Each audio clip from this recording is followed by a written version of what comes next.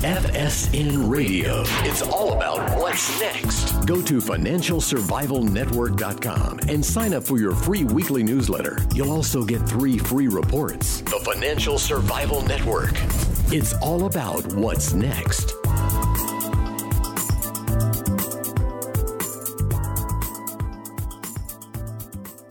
Welcome. You are listening to the Financial Survival Network. I'm Kerry Lutz. It is August 29th, 2017. As always, questions, comments, etc., email us at kl@kerrylutz.com. So you're minding your own business. You walk up upon a rally of so-called social justice warriors. I'm talking Antifa or Black Lives Matter, and all of a sudden you're being attacked as if you were a right-winger, neo-Nazi skinhead, and you haven't done anything wrong. What would you do about it? How would you handle the situation? Well, whenever we pose these hypotheticals, we always think of George Matheis of moderncombative-systems.net. He's a guy with a lot of training.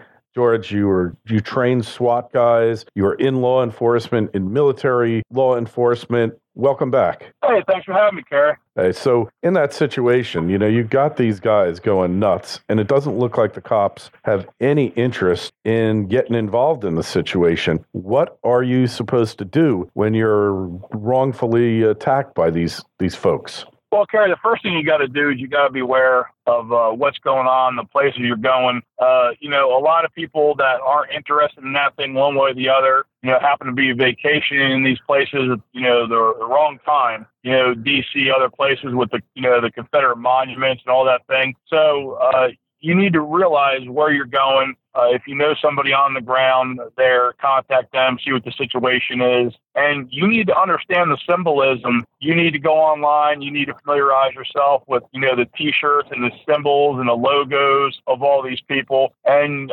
it's up to you whether or not, you want to wear the symbols and logos and identifiers, of people on our side. If you want to wear anything about, your religious freedom, if you want to, wear a Trump T-shirt, anything, identifying you as a member or supporter of the military, you might want to be the gray man, and that's a time where, you may want to go with something with, no patches on it, no, patches on your backpack and all that kind of thing. For me, I just avoid, those places altogether. And I think for the average person, walking up into it is a lot less likely than you stopping at a gas station and having, what they see as a conservative sticker on your car, or you're wearing something conservative, and you run into one of these knuckleheads, at your local, your local gas pump. That's got you gotta be aware.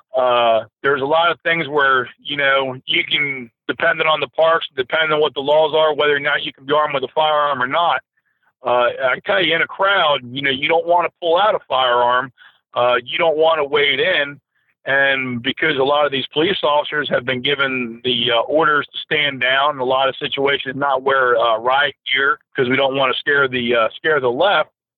They really don't have any choice but to try. It comes down to containment, Kerry, just containment. Mm-hmm. Yeah, so don't go around wearing your "Make America Great Again" hat, right? Not a good idea. It's sad, but I'm retired law enforcement, but I don't wear anything, that identifies me as law enforcement. I don't have any law enforcement stickers, on my vehicle. As soon as I retired from the police department, first thing I did was got a lot more tattoos, shaved my head, grew my beard, and started dressing like a biker because I didn't want anybody to think I was a cop from a distance, and then, had to get closer to find out. Right. You got to think about, the message you're putting off to people. Just like classically from self-defense and personal protection standpoint, we always talked about, not wearing expensive jewelry, not flashing cash and all those, sort of things. Everybody out here is looking for people on their side. So, you need to make sure that you're not throwing these signals out there. Or, worse than that, you're the only one wearing the stuff out of your family group, but now your family's in the middle of it because you have some kind of a bumper sticker or a T-shirt on. Because, you're in D.C. or wherever, and you want to express your First Amendment right. Well, I guess, do you want to be right or do you want to be alive is the way I'd have to look at it. Yeah, do you want to be right or do you want to be alive? And that really, unfortunately, seems to be what it comes down to now, George. Really, so basically, the first line of defense is avoidance.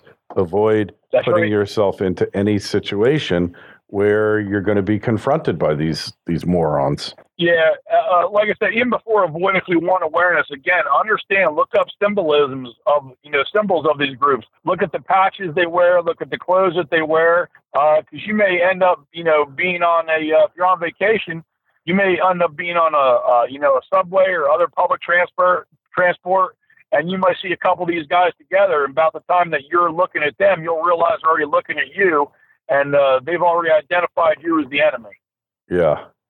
Yeah, I can see that, and it's really troubling. And sometimes, though, like a guy had his hair cut too short, and they said he's a neo-Nazi, and they went after him.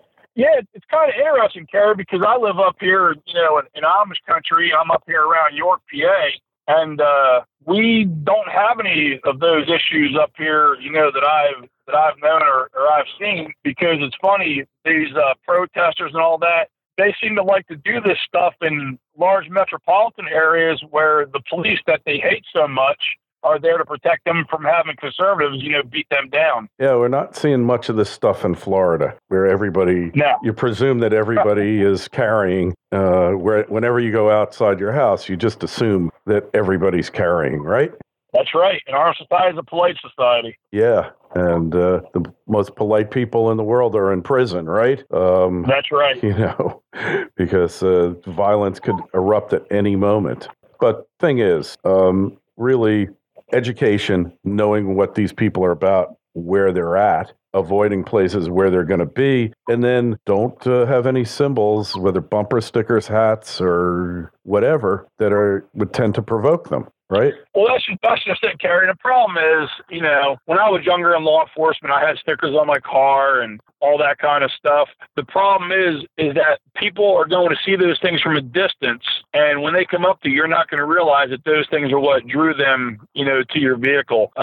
It's just like people look at, if you're a knife aficionado or a watch aficionado, we look for those things out, what I call out in the wild, to identify ourselves with each other. If you're in the military, you look for, military things, hats, T-shirts, and all that. And again, that's good for finding people you might have something in common with, but that's not going to get you hurt. What's going to get you hurt is you broadcasting that stuff to people, the left, who is willing to use, they love peace so much, they're willing to use violence to assault your family over something, a sticker you had or a T-shirt you wore. Yeah, unbelievable. They're so tolerant and peace-loving, and yet they're violent as hell. I have my theories about where these guys have come from. They didn't just spontaneously occur.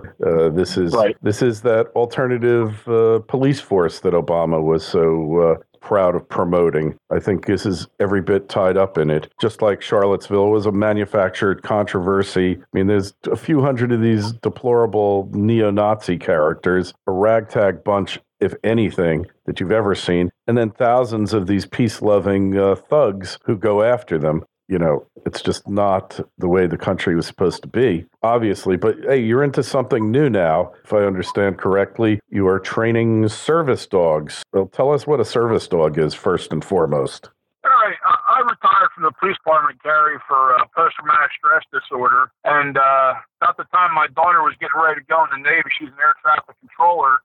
She thought it'd be a good idea if I had something, to help me deal with her leaving. And she got me my Old English Bulldog, Odin, and through Veteran Service Canine here in York, PA, any veteran, we'll get him a dog for free and provide the training for free, as a service dog. And I'd had so much time and, training people that I learned very quickly that we're not training the dog to do anything. We're training the people. The dogs already know what they're supposed to do. But the dogs are so, a lot of them, in our country, they're so sissified. Yeah. And we do everything for them. They don't get to, live their life naturally. So I found out that I really, really had, just a gift of training dogs. And so now I'm training not only service dogs, but I'm doing everything. We have MCS dog training, so I'm doing everything from the service dogs to, obedience, behavior modification.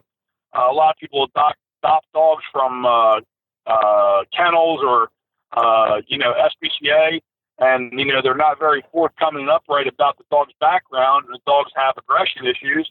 Well, I help the people with those aggression issues to help them melt the dog into the family. Wow, that's pretty interesting. So out of this problem that you had, you've got a whole new business that's emerged around it. I do, Gary, and I got to tell you, now that I get to travel and take Odin everywhere with me, I would encourage, anybody that's into the protection thing, that sees the way these things are going, to think about getting a dog. Don't make a hasty decision, but then you have a well-trained dog and you take it to all the places you can, places like, Home Depot, pet stores, and you have the dog travel with you, and you and your family out on a Saturday or a Sunday, you'll see real quick that people look at you a lot differently, and people have a tendency to keep their distance, and you don't have to say anything, and the dog doesn't even have to bark. Yeah, dogs are great, and they're like one of the major layers of security that you should probably have on your home, at your home, and on your person. There's nothing like them, Carrie. They're, it's hard for a human being to be turned on 24 hours a day, but dogs just do it. And when you fit them in and they become part of your pack, that's all they care about is protecting the family. And there is no better tool, and there's no better burglary alarm. All you get, you feed it with, love and puppy chow, and you got a great defender there for your family. Yeah, really, it's so great. There's no better friend than a dog in a lot of instances, right? And that's correct. And they really protect you. I remember my dog had a long time ago. The second anybody crossed over the line onto our property, didn't matter where she was in the house, any place in the backyard, she was starting to bark and warning, Yep. letting that person know, letting us know that that there is a potential threat, right? That's right.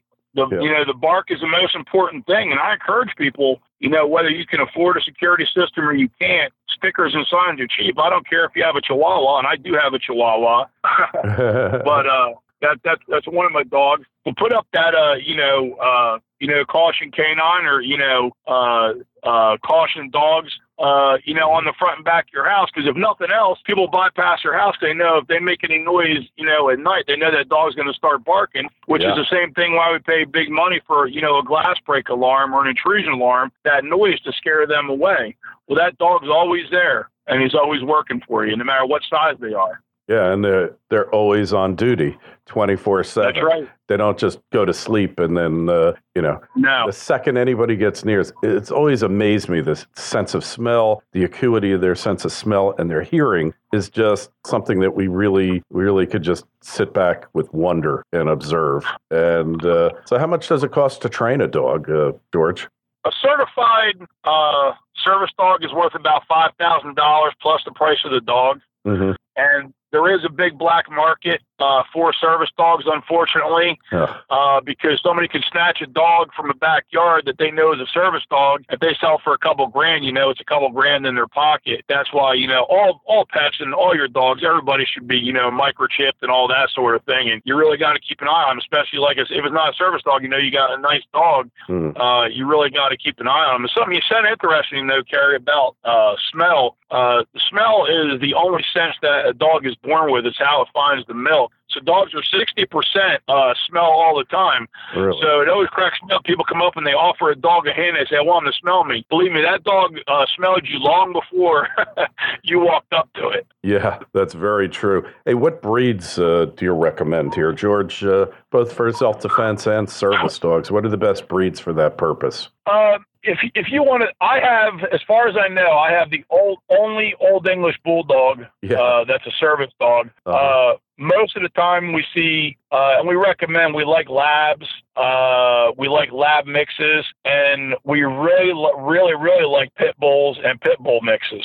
And the most important thing is that I know it's nice to adopt older dogs, but if you really want a dog that you can trust and blend into your family, you want to make sure you do get that dog at 8 weeks, no matter what the breed is. 9 to 14 weeks is prime socialization time because the puppy's very curious. After that, the curiosity turns to fear, and fear is what usually drives most, bites. Yeah, obviously, for sure. Well, George, so the best place to find you is moderncombativesystems.net? That's correct. All right. We really appreciate you coming on, sharing your stories with us. And if any of you are thinking about a service dog and really want one that knows what it's doing rather than just putting that ridiculous label on them so you can get into restaurants and stuff like that, then check out George's site, moderncombativesystems.net.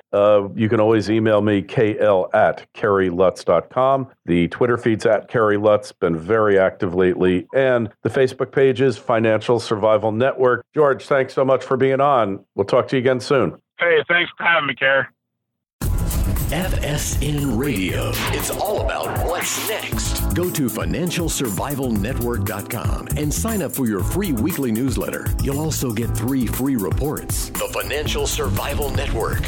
It's all about what's next.